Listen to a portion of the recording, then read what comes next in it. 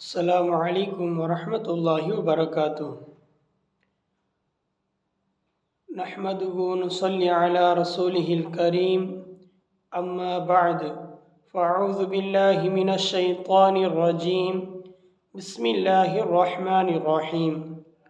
سبحان ربك رب العزة عما يصفون، وسلام على المرسلين، والحمد لله رب العالمين. اللهم صل على محمد النبي الأمي وعلى آله وسلم تسليما. صدق الله العظيم. உலகத்திலுள்ள அத்தனை புகழையும் அல்லாஹ் ஒருவனுக்கு போய் சேரட்டும். ஏனென்றால் அல்லாஹு தபாரக் வ தஆலா நாம் அல்லாஹ்வை மறந்து வாழ்ந்தாலும் அவனை ஞாபகப்படுத்துவதற்காக அவனே நமக்கு அதற்கான வழியை திறக்கிறான், நமக்கு நேர் வழியும் காட்டுகிறான். நாம் அவனை மறந்து வாழ்ந்தால் அவனுடைய ஞாபகத்தில்தான் வாழ வேண்டும் என்ற அல்லாஹ்வே நமக்கு நினைவுபடுத்துகிறான். ஏனென்றால் அல்லாஹு தபாரக் தஆலா மிகப்பெரிய அன்பானவன், கருணையானவன். இப்படிப்பட்ட அல்லாஹ்விற்கு உலகத்தில் உள்ள அத்தனை புகழையும் போய் சேரட்டும். இன்று பயானில் நாம் அல்லாஹ்வை மறந்து வாழ்ந்தால் நம்முடைய நிலைமை என்ன ஆகும்? இதுதான் இன்றைய பயானில் தங்கள் முன்னால் சொல்லப்படும். நாம் அல்லாஹ்வை மறந்து வாழ்ந்தால் நமக்கு என்னென்ன கஷ்டங்கள் ஏற்படும் என்று நாம் தெரிந்து கொள்ள வேண்டும். இந்த உலகத்தில் நாம் வாழ்வதற்கு ஒரு நோக்கம் இருக்கிறது. அது என்ன நோக்கம் என்றால், அல்லாஹு தபாரக் தஆலா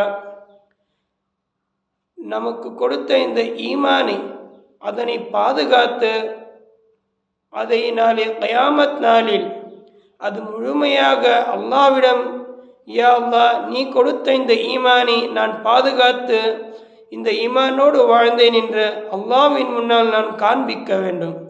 இதுதான் நம்முடைய நோக்கமாக இருக்க வேண்டும். அல்லாஹ் படைத்த நோக்கமே இதுதான். நான் கொடுத்த ஈமானை என்னுடைய அடியார் நாளை கியாமத் நாளில் திரும்பி என்னிடம் வந்து என்னுடைய நான் கொடுத்த இந்த ஈமானை, யா அல்லாஹ், நான் அப்படியே இதை பாதுகாத்தேன் என்று என்னுடைய அடியானிடம் சொல்ல வேண்டும் என்று இதுதான் அல்லாஹ் நம்மை படைத்த நோக்கமே. ஆனால் நாம் இந்த நோக்கத்தை மறந்துவிட்டு துனியாவினுடைய நோக்கத்திற்காக தான் நாம் தினந்தோறும் கஷ்டப்படுகிறோம், பாடுபடுகிறோம். ஆனால் ஆகிரத்தினுடைய நோக்கம் என்னவென்று அதை நாம் மறந்து வாழ்கிறோம். இப்படி வாழ்ந்தால் நம்முடைய நிலைமை என்ன ஆகும் என்று தெரியுமா? யார் அல்லாஹ்வை மறந்து வாழ்கிறாரோ அவருக்கு வரக்கூடிய ஆபத்திலிருந்து அல்லாஹு தபாரக் தஆலா பாதுகாப்பு தர மாட்டான். அவருக்கு வரக்கூடிய கஷ்டத்தை அல்லாஹு தபாரக் தஆலா தூரமாக ஆக்க மாட்டான். அவர்கள் கடனில் சிக்கி கொண்டிருந்தால் அதனை அல்லாஹு தபாரக் தஆலா அந்த கடனில் இருந்து அவர்களுக்கு விடுதலை தர மாட்டான். அந்த கடனில் இருந்து அவர்களுக்கு நிம்மதியை தரமாட்டான். இன்னும் அதிகமாக அவர்கள் கடனில்தான் சிக்கிக் கொள்வார்கள். நமக்கு ஏதாவது தேவை ஏற்பட்டால் அதனையும் அல்லாஹ் தபாரக் தஆலா அந்த தேவையை பூர்த்தி செய்ய மாட்டான். யார் அல்லாஹ்வை மறந்து வாழ்கிறாரோ அவருக்கு இப்படிப்பட்ட நஷ்டங்களையும் கஷ்டங்களையும் ஏற்படும். இப்படிப்பட்ட நஷ்டங்களிலிருந்தும் கஷ்டங்களிலிருந்தும் நாம் பாதுகாப்பாக இருப்பதற்காக நாம் தினந்தோறும் அல்லாஹ்வை மறக்காமல் அல்லாஹ்வை நினைத்து கொண்டே அல்லாஹ்வினுடைய கட்டளைகளை நிறைவேற்றி கொண்டே நாம் வாழ வேண்டும். நபி ஸல்லல்லாஹு அலைஹி வஸல்லம் அவர்களுடைய கட்டளை, அவர்களுடைய வழிமுறையில்தான், அந்த சுன்னத்தான வழிமுறையில்தான் நாம் வாழ வேண்டும். அப்போதுதான் அல்லாஹு தபாரக் தஆலா நமக்கு ஏதாவது தேவை ஏற்பட்டால் அது உடனே பூர்த்தி செய்து தருவான். நமக்கு ஏதாவது கஷ்டம் வந்தால் அது உடனே தூரமாக ஆக்குவான். நமக்கு ஏதாவது கடன் இருந்தால் அதனையும் அந்த கடனை அல்லாஹ் தபாரக் தஆலா அதிலிருந்து நமக்கு நிம்மதியை தருவான். நமக்கு ஏதாவது ஆபத்து வர இருந்தால் அதையும் அவன் அல்லாஹ் தபாரக் தஆலா ஆபத்திலிருந்து நமக்கு பாதுகாப்பை தருவான். இப்படிப்பட்ட கஷ்டங்களிலிருந்து நாம் தூரமாக இருப்பதற்கு நாம் அல்லாஹ்வுடைய கட்டளைகளை தினந்தோறும் நாம் நிறைவேற்ற வேண்டும். அதாவது குறிப்பாக நாம் தொழுகை தொழ வேண்டும். அதுவும் 5 வேளை நாம் இஹ்லாஸோடு தொழ வேண்டும். அதன் பிறகு நாம் வாழக்கூடிய நம்முடைய வாழ்வில் நாம் செய்யக்கூடிய ஒவ்வொரு செயலிலும் நபி ஸல்லல்லாஹு அலைஹி வஸல்லம் அவர்களுடைய அமல்கள் இதில் என்ன இருந்ததோ அதை நாம் தெரிந்து கொண்டு அப்படியே நாம் அதில் அமல் செய்ய வேண்டும். உதாரணமாக நாம் ஏதாவது வியாபாரம் செய்தால் அந்த வியாபாரத்தில் நபி ஸல்லல்லாஹு அலைஹி வஸல்லம் எப்படி வியாபாரம் செய்தார்கள்? நபி ஸல்லல்லாஹு அலைஹி வஸல்லம் ஒருபோதும் பொய்யை சொல்ல மாட்டார்கள். இப்படிப்பட்ட வியாபாரம் அவர்கள் செய்தார்கள். அதே போல் நாமும் நாம் வியாபாரம் செய்ய வேண்டும். நம்முடைய வியாபாரத்திலும் நம்முடைய வேலைகளிலும் நாம் பொய்யை சொல்லக்கூடாது. அப்போதுதான் அந்த வியாபாரத்தில் அல்லாஹ்வினுடைய பரக்கத்தை வரும். அதே போல் நாம் வீட்டில் இருக்கும்போது நபி ஸல்லல்லாஹு அலைஹி வஸல்லம் எப்படி இருந்தார்களோ வீட்டிற்கு நுழையும் போது சலாம் செய்து கொண்டே நுழைவார்கள். வீட்டில் நுழையும் போது அந்த துஆவை படித்து கொண்டே அவர்கள் நுழைவார்கள். அதே போல் வீட்டிலிருந்து வெளிவரும்போது வீட்டில் உள்ளவர்களுக்கு சலாம் சொல்லிக்கொண்டே வருவார்கள்.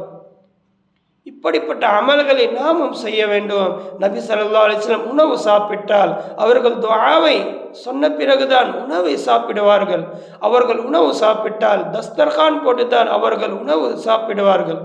இப்படிப்பட்ட பழக்கத்தை நம்முடைய வீட்டிலும் நாம் செய்ய வேண்டும். நபி ஸல்லல்லாஹு அலைஹி வஸல்லம் தண்ணீரை குடித்தால் பிஸ்மில்லா என்று சொல்லிதான் குடிப்பார்கள். அதன் பிறகு அல்ஹம்துலில்லாஹ் என்று கூறுவார்கள்.